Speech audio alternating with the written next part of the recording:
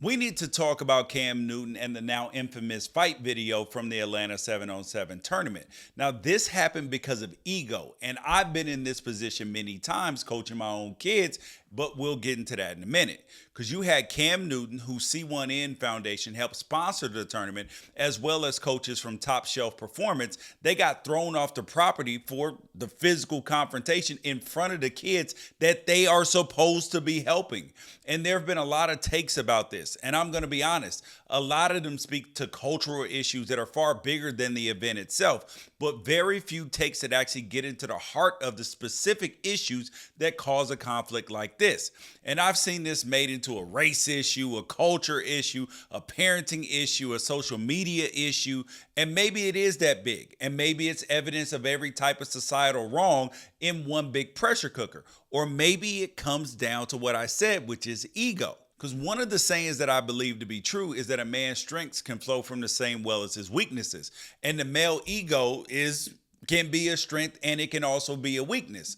I've seen this in my own life because me being a former NFL player and having kids that are good, other coaches wanted to beat my team so bad.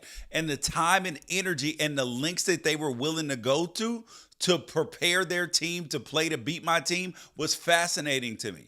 And along with the energy and intensity that they would bring to the game, like you look like, whoa, bro, like these are kids playing. This is not me and you. And the reality is that the other coach just wanted to prove his worth and stroke his ego in the off chance that his team won, because it rarely happened. And I've seen this over and over again also with Bronny James when he was playing for Sierra Canyon, because the crowd's energy would always be insane. And kids would act like if they hit a shot with Bronny guarding them, that it was a Game 7 NBA Finals buzzer beater, and it wasn't. It'd be a normal routine play.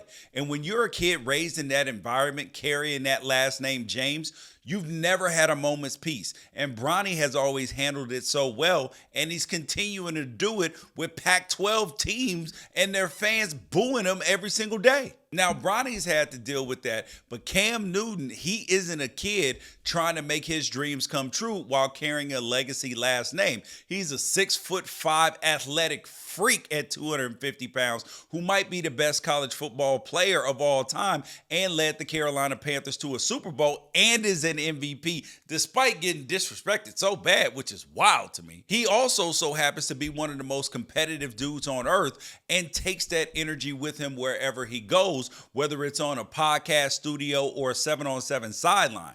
So when Cam Newton is surrounded by dudes who daydream about how a win over his squad could validate them as both coaches and men, he has no incentive to be meek. So no, he's not going to chill. He's going to remind them dudes exactly who he is, and that the harsh reality is that 99.9% of them, even the best former athletes on the 7-on-7 coaching scene, will never be on his level. And when you put your ego on display only to have it crushed, well, sometimes the only thing that's left to do is throw hands. And I'm not saying it's right. I'm just saying that there's enough recorded human history to show that ego plus a wound equals a squabble. And while ego might have helped elevate Cam Newton to legendary player status as an NFL player, it also might be at the root of what got Top Shelf Performance dudes into believing that they have the best formula for developing young athletes. And it's also the same thing that made all parties involved lose sight of the purpose of being part of 7-on-7 in the first place. It was their egos that kept it from being about helping the kids. And competing against Cam Newton can't be the main thing.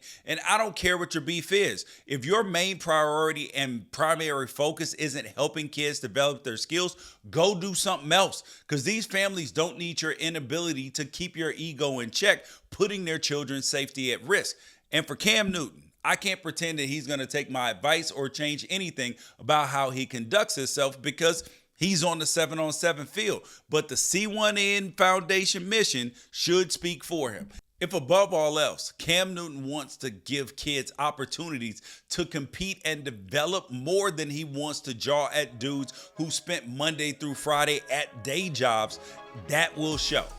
But if he's still got this much competitive juice, maybe it's time to put the pads back on and go make some contact, because at the end of the day, it's got to be about the kids. Let that sink in.